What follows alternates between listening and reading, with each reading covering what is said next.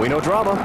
Today, wrapped around how many laps we have left, this extended caution flag, and who's going to come in and top off the fuel as we come back to Michigan International Speedway. How about your championship leader? Matt Kenseth, they're within their window. He's going to stop, get some tires and fuel, and be good to go to the end. Now, if about 15 or 20 guys stop the next lap, he's going to have track position, so that was a good move. As soon as he got within that window, he said, I'm on pit road. Good move by Robbie Reiser and that crew.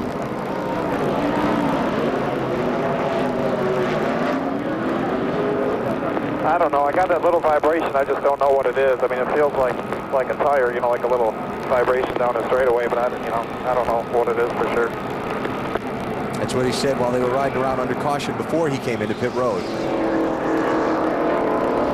Dave, you got more on that? Well, just that, Alan, that they were a lot happier with the car than they were earlier in the day. I know that's obvious by the way the car was running, but the last time he came on pit road, he was just a little bit tight in the center, a little bit loose off, and they had taken on 4 and made a wedge adjustment. So they made a big adjustment then, not so much now, and the car has really come around to Matt. All right, still no one to go being given here, so the land rush is not on yet on the pit road. Marty? Alan, one of those guys that stayed out was Kurt Busch, and Kurt, of course, won here in June, and it was a big win for Kurt. In fact, he said it was the biggest win of his career. Now, why was it so big? It was the 100th anniversary for Ford, and Jack Roush also said this was one of the greatest wins of my career next to the first one that I got with Mark Martin. A big weekend for Ford here in June. Will it be a big weekend in August? If you haven't looked at Ford lately, look again.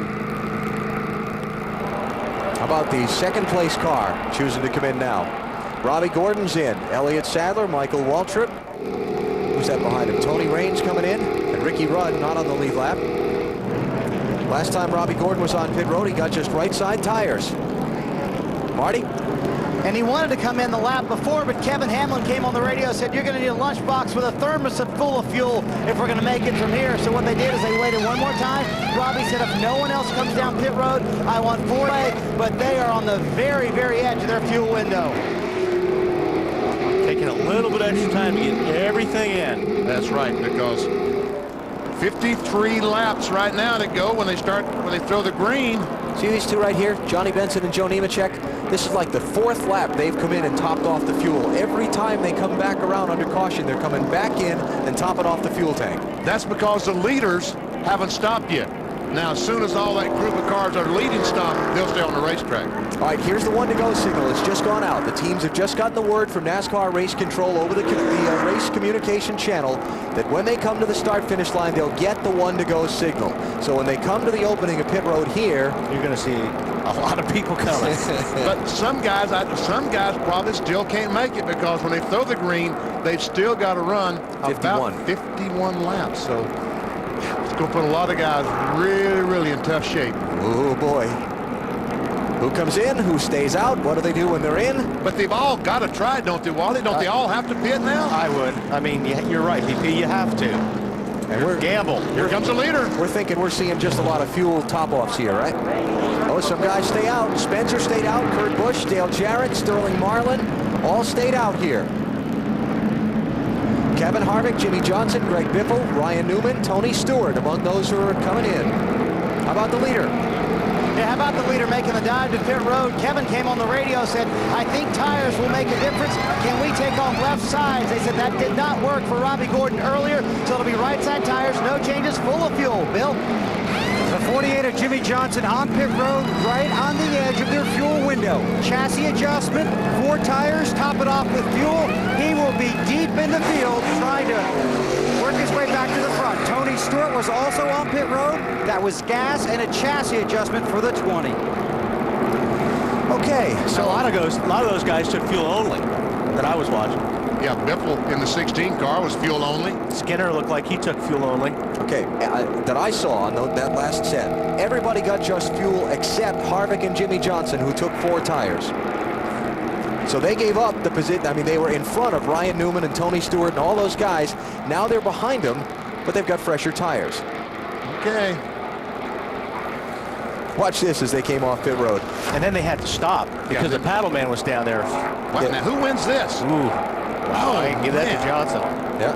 By about an inch or two. And they're still having that discussion. Yeah, they're still trying to figure that out. And NASCAR has just relayed the ruling to the teams, 48, then 29. Bristol next week. A lot of action Saturday night here on TNT, starting at 7 Eastern time. But right now we're coming to the restart, and the field is jumbled up big. 8 caution flags will probably be about half the caution flags we see at Bristol next week. Here we go. Jeff Gordon, tail end of the lead lap, in front of Jimmy Spencer, who's the leader. Kurt Busch second, Dale Jarrett third, Sterling Marlin fourth, Bill Elliott fifth, Jeremy Mayfield sixth, Christian Fittipaldi seventh. Then the first of the guys who came in and topped off the fuel, Mark Martin, back in 8th place. Ken Schrader in 9th, Steve Park in 10th. Matt Kenseth is 13th. And then you get all the way back to Ryan Newman in 21st. And Jimmy Johnson and Kevin Harvick in 27th and 28th. Look at Spencer just blow by Jeff. Well, I thought he was going by Gordon. Here comes Kurt Busch right up on the back bumper of Jimmy Spencer. Spencer gets loose. Wow. That's arrow loose. It's at its best. New leader. Kurt Busch out in front.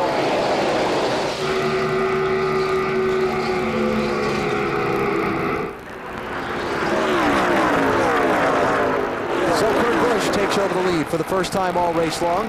Remember, back in June, he didn't lead here until lap 177. The checkers fall at 200. He won back in June. How about the leader, Marty? Doing pretty good, and when he raced with Jimmy Spencer there, it might have been a little bit of payback. Earlier, Spencer came into Kurt Busch, caved in his right front fender a little bit. They've had a bad push ever since. Kurt told Jimmy Fending on the radio, if I can get to the front, I can live with it, but behind other cars, it's absolutely terrible. I have to take advantage of this restart. Oh, we got smoke out of the 88 car. I think that was just laying on the tire laying on the right front fender. Boy, he drove the car in the corner so hard. Man. Laying all over that. It's been a miserable season for Dale Jarrett. Yeah, he's won a race back early in the season, but it's been a miserable summer for DJ. Oh, Kurt Busch. And that's what they talk about under these cars. And here comes DJ for the lead in that 88 car.